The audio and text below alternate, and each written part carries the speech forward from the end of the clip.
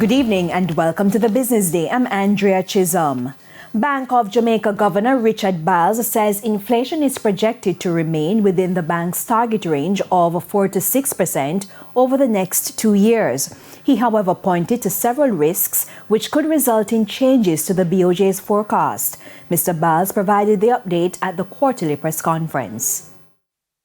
There is increased uncertainty related to potential economic policy changes among Jamaica's main trading partners, which could have adverse implications for investment and remittance inflows, as well as inflation expectations in Jamaica.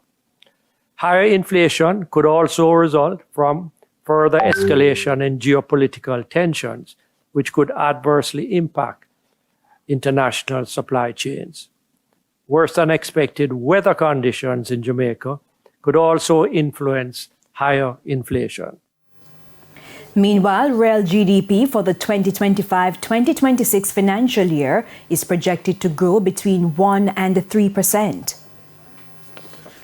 Financial year 25-26 reflects the view that there will be a fairly rapid rebound in economic activity following the declines of financial years 24-25.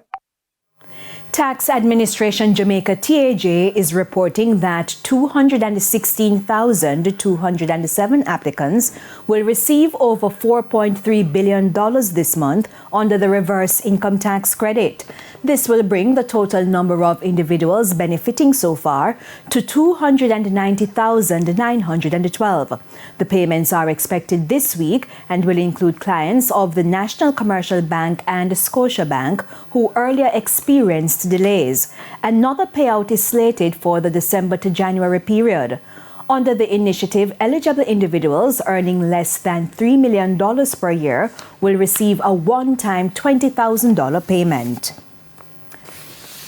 In foreign exchange trading today, banks and cambios are selling the American dollar for an average $158.50. The Canadian dollar is being sold for $113.28. $202.99 is the average value of the pound, while the euro is going for $168.61. And to the stock market now, the JSE index advanced by 3,382 points today, while the junior market index advanced by 6 points. Among the 56 winners, KLE Group, Radio Jamaica, Berger Paints, CSE 2000, and Proven US dollar shares.